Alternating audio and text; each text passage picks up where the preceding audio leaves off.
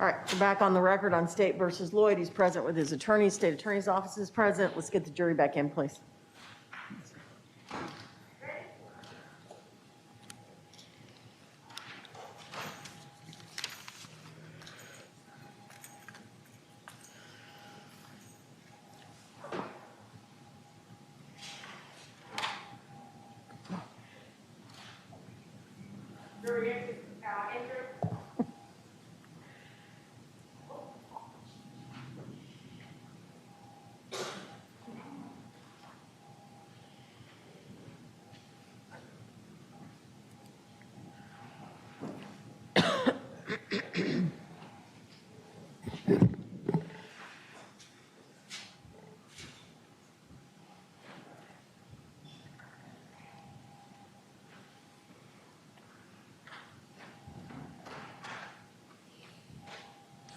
State recognized presence of the jury? Yes, Your Honor. Defense? Yes. All right, State, you may call your next witness. State calls Paul Foster.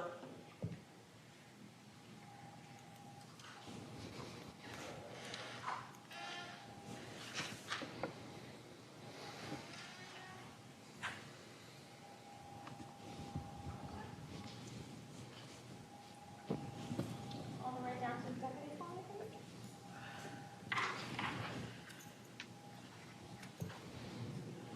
You can take your mask off, go up to the top step, face the clerk, raise your right hand, please. Thank you. Yep. Do you solemnly swear or affirm the testimony you're about to give is the truth, the whole truth, and nothing but the truth, so help you God? Yes. Have a seat, sir. Thank you. You may inquire. Thank you, Your Honor.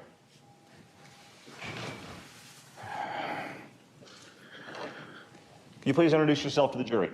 Good morning. I'm Paul Foster. I work for the Orlando Police Department. What do you do for OPD? Currently, I'm in the fugitive unit. At the time of the incident, I was in the K-9 unit. And how long have you been with Orlando Police Department? 17 years. At the time of the incident, you said you were a canine handler? Yes, sir. What did that involve? What did you do on a day-to-day basis? Care and maintenance of the dog, tracking and searching for criminals. Okay. Let me direct your attention to January 9th of 2017. Did you respond to an area of the county known as the Brookside Apartment Complex? Yes, sir. About how long after the shooting of Lieutenant Debra Clayton did you respond to that apartment complex? It was within a few hours, and when I got activated to respond to that scene, I did it as a part of the SWAT team. Okay. And did you respond in an effort to locate an individual named Markeith Loyd? Yes, sir. Do you know about how far away Brookside Apartment Complex is from the Royal Oaks Apartment Complex? Just generally. About 2 or 3 miles. When you arrived at that apartment complex, what was going on? Like I said, the SWAT team was activated to aid in the search for Markiet Loyd. There was a group of guys that were covering the front side of the apartment complex, going door to door, just trying to get information on whereabouts. While they were doing that, going door to door, talking to the residents, there was a group of us that were covering the rear of the building and kind of paralleling them as they were making their way down the building, just in case something happened, at the back of the apartments. Okay, so some officers were in front, some officers were in back of the apartment complex and kind of walking down the line. Yes, sir. All right. And is the Brookside Apartment Complex located at 5475 Cinder Lane Parkway? Yes, sir. Had you been made aware of the clothing description given of the person who shot Lieutenant Debra Clayton? Yes, sir. Okay, and without telling me the details of what that description was, because rules don't allow me to ask you that, were you looking for somebody in that type of clothing? Yes. My approach? Yes, sir. I'm showing us an introduced to State's Exhibit 15. Does this exhibit generally show the location of the Brookside apartment complex that you went to? Yes, sir. Now, as you were walking along the back side of the apartments in that complex, did you locate something of interest on one of the patios? Yes, sir. What did you find? Like I said, we were walking by the patios, and I'm, watching the second and third floor as well as the first floor, and as I'm walking by, I'm scanning the area, and I noticed some clothing balled up on the back of a patio. So I went over and to check it out. And when I picked the clothing up, it was a pair of pants. When you picked up the clothing, did you take any precautions as far as, crime scene investigation work before you picked it up? My hands were already gloved. Okay.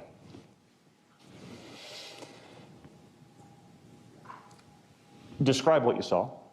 The type, what was the specifics of the clothing you saw? I picked up a pair of camouflage pants, and right next to the camouflage pants, I picked up as a T-shirt. I picked up the shirt and said "security" in white letters across the front of it. Was the clothing that you found consistent with the information you received about the clothing of the person who shot Lieutenant Debra Clayton? Yes, sir. This time, Your Honor, may I publish State's Exhibit 19, the 8 photographs submitted earlier? You may. Showing you photograph 1 of State's 19. What does this show? The back patio where I located the clothing. Photograph 2, what is this? The clothing that I found on the patio. Photograph 3, The black T-shirt with security written across the front of it. and once you removed that black shirt, what was underneath? Camouflage BDU style pants. And photograph 5, is that just a picture of the shirt laid out? Yes, sir. Picture the black shirt with security on the front of it. And photograph 6, backside? Same. Photograph 7, Camouflage BDU pants. and photograph 8. The back of the camouflage BDU pants. Okay. And to your knowledge, were these items, the shirt and the camouflage pants, sent to the Florida Department of Law Enforcement for further analysis? I do not know. Fair enough. Okay. No further questions, Your Honor. Thank you, sir. Thank you. Cross? I have no question. All right, thank you. All right, is this witness excused and released? Yes, Your Honor. All right, thank you, sir. You are free to go. Thank you very much. Call your next witness, please. State calls Chuck Ashworth.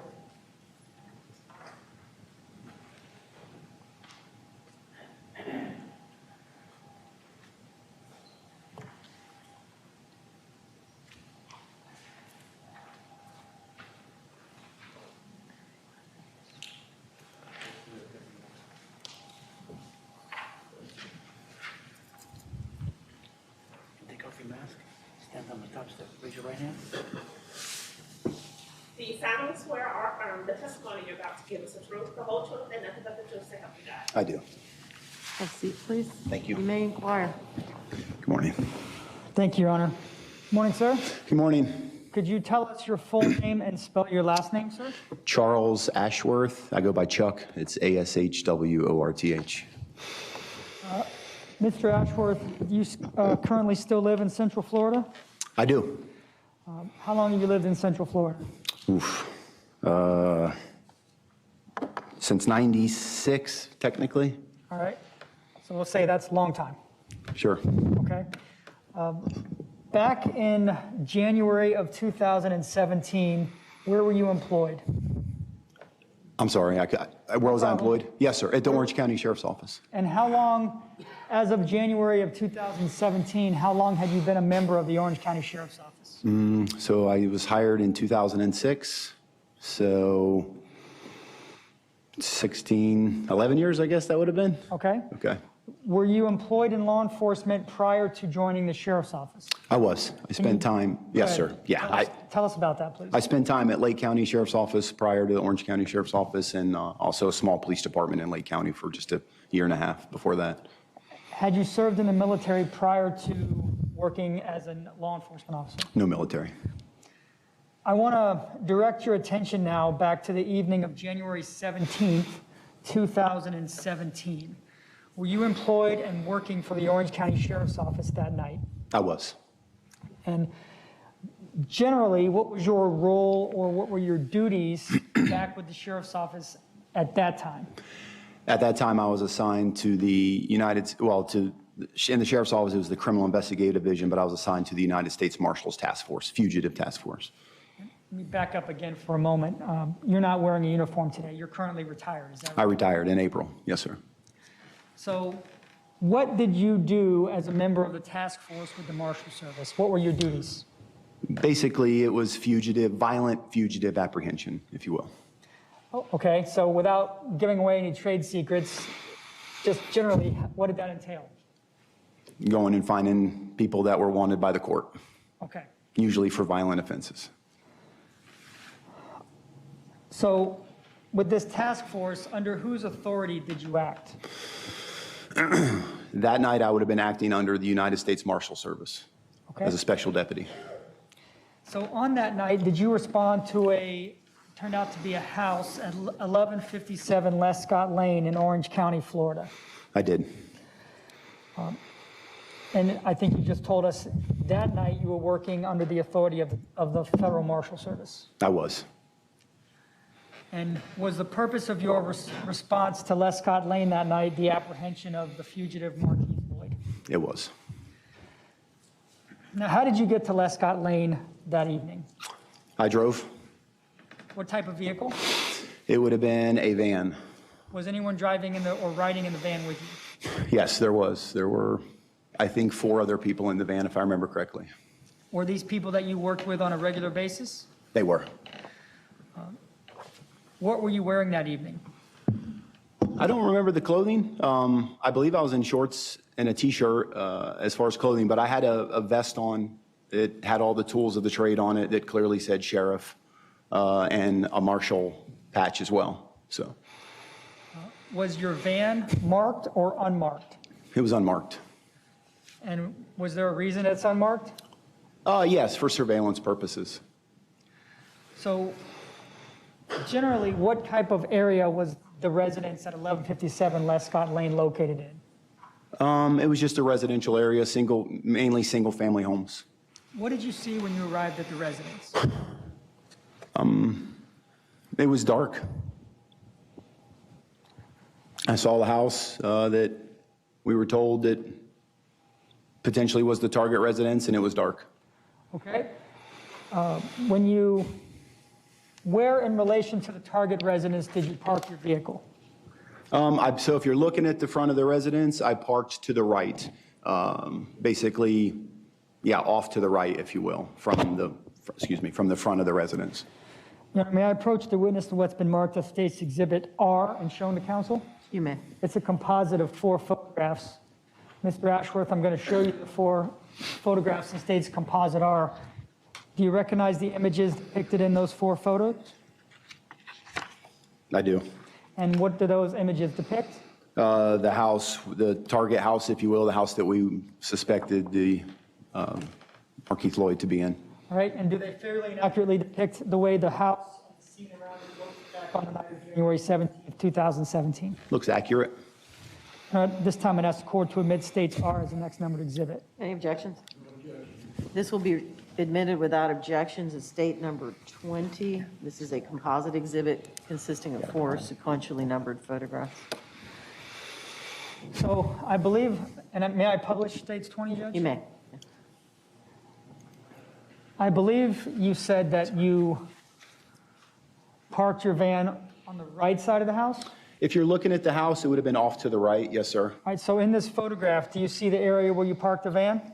Yeah, it was pretty much near that tree. If you're looking at that tree right there, the first tree that you can see in the light. Okay, so I see 2 individuals standing in the front yard and there's a group of trees to the right. Is that what you're referring to? Yes, sir. Somewhere right around in there. All right, on the house side or on the far side? I would have been on the far side a little bit out of view because we came in quiet and dark. So we try not to park right in front of the house. All right. Once you parked the van, did you see anybody outside of the house when you first arrived? No. And you've already described that it was dark. What did you do once you stopped the van? So we got out. I think it was just at first, it was just myself and Inspector Mosier went to the front, and majority of the guys went to the back. And I just basically, Inspector Mosier's vehicle was in front of mine a little bit, so I took partial cover behind his engine block. Was Inspector Mosier one of the individuals who was in the van with you? No, he drove separately, and we actually followed him in. All right, so there was more than just your vehicle that responded as a member of your team. Is that accurate? Yes, at that moment, I remember there was 2 vehicles, Inspector Mosier's and then my van. That's what I remember. What was your primary responsibility once you got to the scene and got out? What were you trying to accomplish? I think the original plan was just to hold the house, just to surround it, make sure that nobody could get in or out. Did you, once you got in your initial position, did you take cover behind anything? I did. I took cover behind Inspector Mosier's engine block, basically. Was anybody else there? Inspector Mosier was there. Just the 2 of you? At that moment, that's all I remember, the 2 of us, sir. yes. And we're still talking about when you initially arrived. Yes, sir. Now, at that moment, could you be sure that anyone was inside the residence at all? No, we had no idea.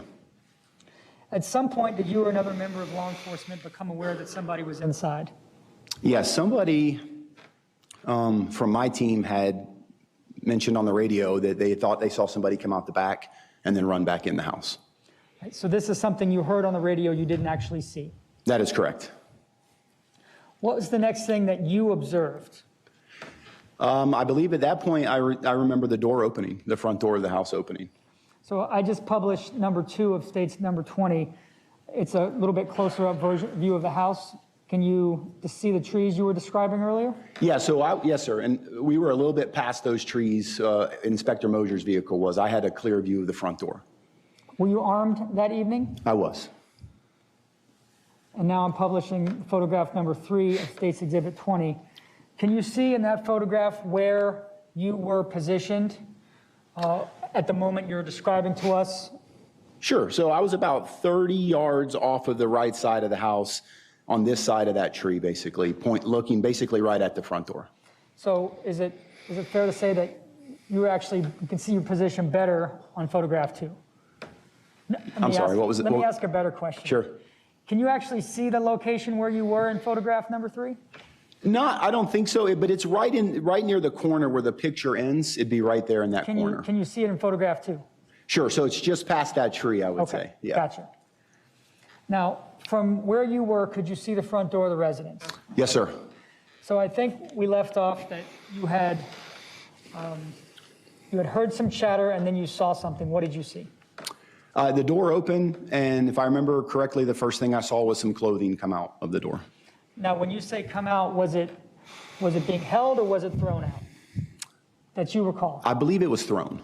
Okay. Did the door close again? It did. All right. Did you see any additional movement from the front door? I did. So the door opened again, and I briefly could see somebody appear to be inside the house, and then an object come out of the house again, and the door shut. Were you able to determine whether that second object was similar to the clothing, the first object? No, I knew at that point, I could tell it was a heavier object, smaller, heavier object. In my mind, I thought it was a firearm. And how could you tell it was a smaller, heavier object? Just by the way it's tossed, the way it came out, the motion of it traveling, how it dropped. Had you had experiences with firearms like that being thrown before? I have, yes. Right? So the door closes after the second object is thrown out. What happens next? The door closes, and then shortly after, the door opens again, and another object comes out. How were you able to determine what the third object was? Again, similar thing. It was smaller, heavier. The way it landed, in my mind, I thought it was a firearm. Did the door eventually open a fourth time? It did. And what happened when the door opened the fourth time? Basically, at that point, it was pretty low light still, but I could tell that somebody was coming out, and I could see that they were showing their hands as they were coming out of the door. And was the person who you saw initially come out of the door eventually identified as the suspect, Markeith Loyd? He was.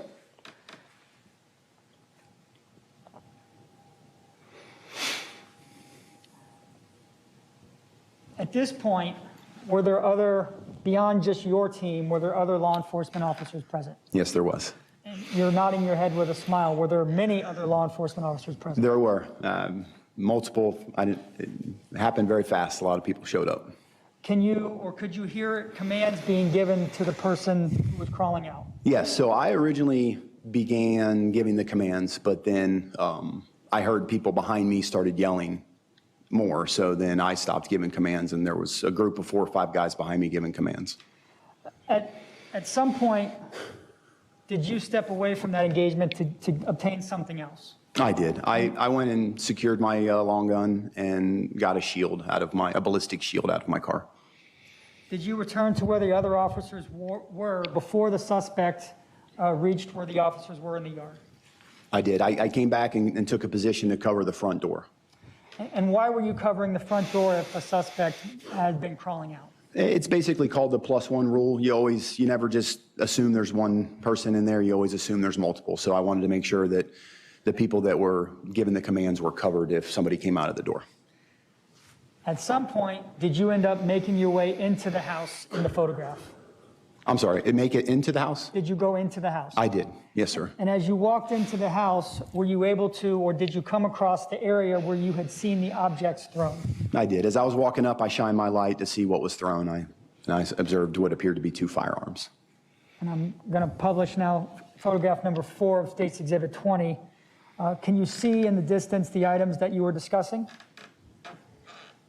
It does look like there's one that I can see for sure with a yellow marker right there on the ground underneath the window to the right of the door. And the person that you, was the house searched? The house was searched. And was anyone else found present in the house? No, no one else was there. Was anybody else ever seen coming out of the house that evening other than Mr. Loyd? No, only one person. And do you see the person that you know as Mr. Loyd here in the courtroom here today? I do. And could you please point to him and describe an article of his clothing? Looks like a white and gray plaid shirt, maybe. Thank you, sir. Thank you, Your Honor. No further questions. Thank you. Ross? Yes. I don't know, maybe. I'm afraid I'll choke on it now. Thank you. Morning. Good morning, sir. So as a U.S. Marshal, you were actually assigned to the U.S. Marshal's division while being a sheriff's deputy. That is correct. Okay. And there were several of you. Yes, sir. My team was 8 or 9, I believe. And they were all sheriff deputies that were On my team, deputized? we're all deputy sheriff, or were deputy sheriffs that were also United States Marshals. Yes, sir. And part of your responsibility during that period of time was to try and find Mr. Loyd. Is that right? That was our responsibility. Yes, sir. Now, you had said that you observed several things throughout this evening. Is that correct? Yes. One of the things you saw was what appeared to be a firearm being thrown out, correct? Yes. Okay. No one had commanded Mr. Loyd to throw out his guns, correct? No. He was doing that on his own. Yes. And the same as the second one. The second one he did on his own without any commands. Yes. Okay. And no one commanded him to come out. He came out on his own. Correct? Yes. And as a matter of fact, when he came out on his own, he was down very small, correct? Actually, not the way I remember. I remember him being very long. He was crawling with his hands, making sure people could see his hands, but yes, I wouldn't say small. He was just crawling with his hands out. So the first time you noticed him, he was right near the door where the guns came out, and he was on the ground with his hands held out. Yeah, so he had come out the front door and with his hands clearly out like this. And no one told him to lay down. No. And you could see there was nothing in his hands. Correct. And you can see him crawling, correct? Yes. Now, you said there was a number of officers there, a large number, is that correct? Towards the end, yes, sir. Okay, so it started off with a small group, 10 or 12, and then by the end, after he was in custody, there was a very large group. Correct? That is correct. Well over 100. In my estimates, yes, sir. By the very end, yes, sir. Yeah. Okay.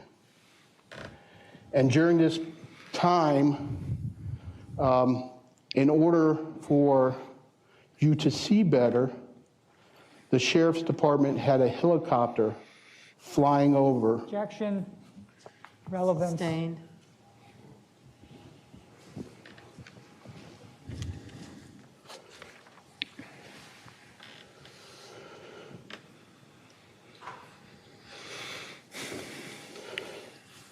Now, you believe when you saw him crawling that when he was holding his hands out the entire time, this was done in an obvious manner that he was not... Objection.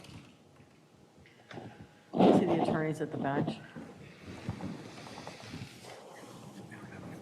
No, okay.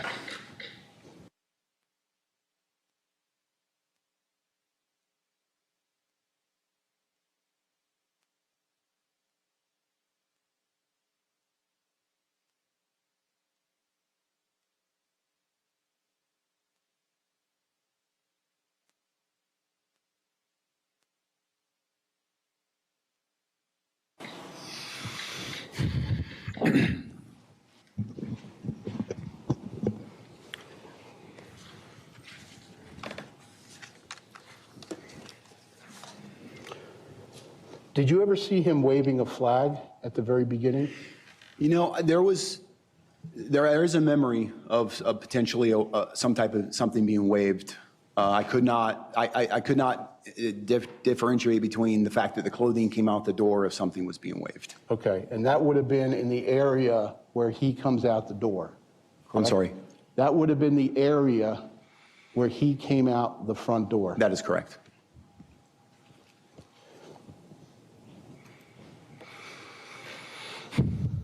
And he continued to crawl out all the way to the sidewalk. Is that right? Yes, sir.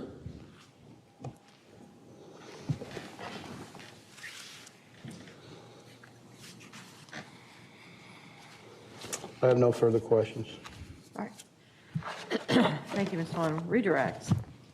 No, Your Honor. May this witness be excused? He is excused and released by the state of Florida. Any Yes. objection? He's not released from us, All Judge. right. You are excused for today, but you remain under subpoena and subject to recall. All right? Understood. Thank you. Okay, thank you. Call your next witness. The state calls Cleveland Jenkins.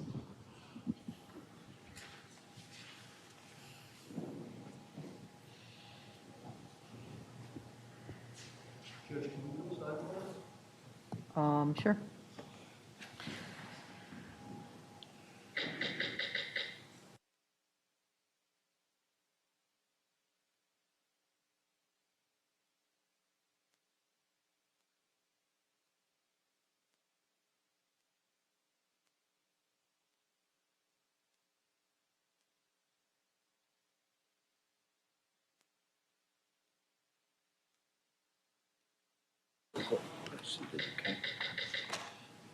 All right, sir, you raise your right hand.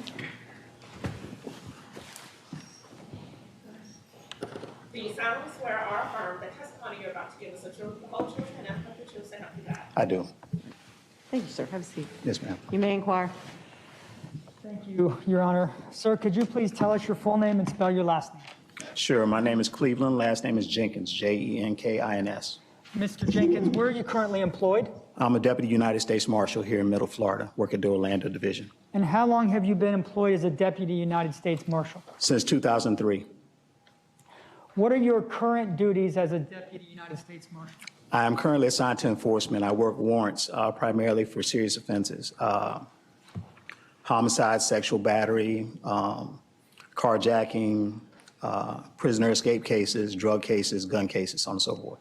So is it a fair summary that when a judge signs an order permitting somebody to be brought into custody, if they're of a violent nature, you are one of the people that helps find them and bring them in? Correct. Assigned to the Caribbean Regional Fugitive Task Force. The Florida Caribbean Regional Fugitive Task Force. Like me, Mr. Jenkins, you speak somewhat quickly at times, so try to slow down a little bit, okay? Yes, sir. So were you employed in the same capacity back on the night of January 17th, 2017? Yes, sir, I was. Exact same role, exact same team? Yes, sir. Right?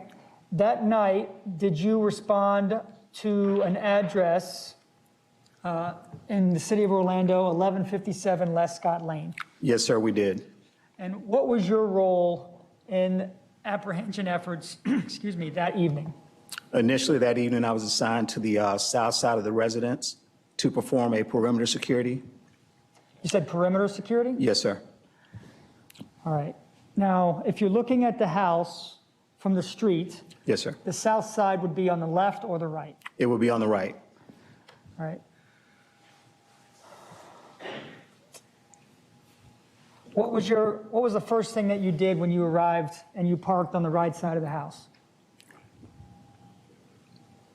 One of the first things that we did was we cleared out the resident in the house immediately to our right behind us.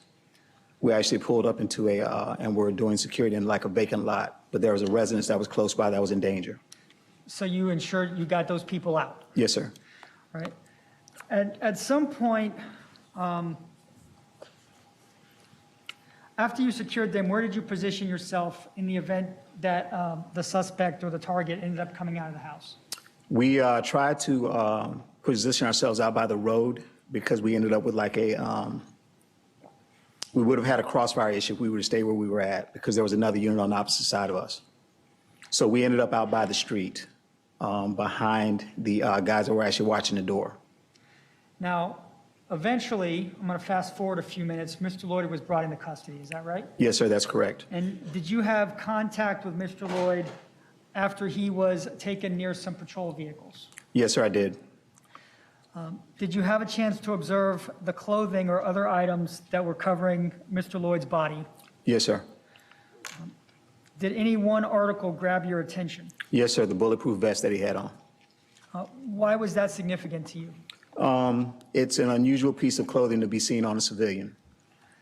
Were you present when that piece of clothing was removed? Yes, sir, I was. And how was it removed from his body? It was one of the detectives from Orange County Sheriff's Office actually cut the vest off of him, cutting the strap. The strap, you're pointing to your shoulder, the shoulder strap? Yes, sir. All right. Your Honor, may I approach the witness who has been marked as composite AH? It's 18 photographs. All right. You have an objection to these? To me showing him the photographs? To him showing the photographs? All right, let me see the attorneys at the bench, please.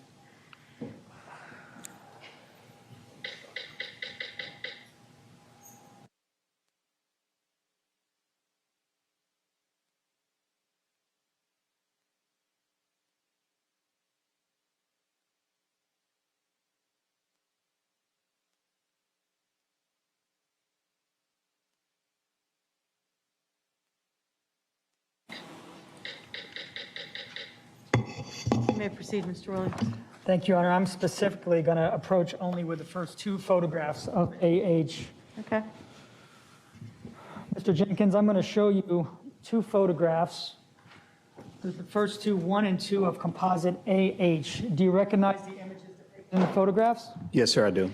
And specifically, do you recognize the vest that is on the curb? Yes, sir, I do. And do those photographs fairly and accurately depict the vest that was removed from Mr. Loyd on January 17th of 2017? Yes, sir, it does. Those are all the questions I have, Your Honor. Cross. No questions, Is this witness excused? He is excused and released by the state. Yes, Your Honor. Defendant. I can't hear you. I'm not going to release him. All right, so you're excused for today, sir, but you remain under subpoena and subject to recall. Thank you. Yes, ma'am, thank you.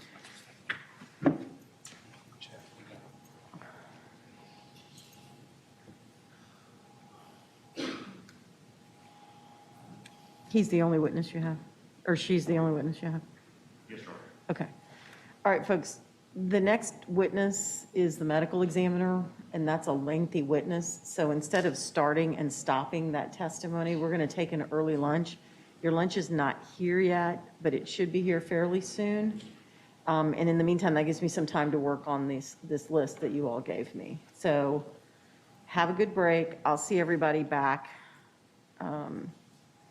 1 o'clock. That should give you plenty of time to eat lunch. Take a break. You might want to take your break and your smoke break today, now. All right, thank you. Just leave your notepad. No, leave your notepad.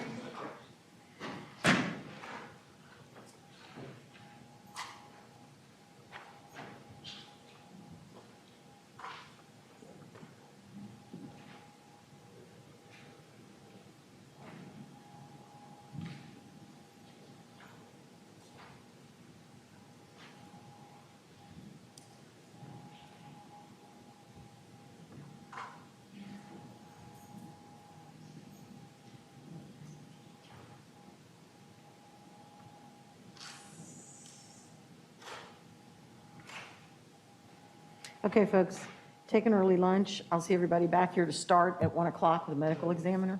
Yes, sir. You need to turn your mic on.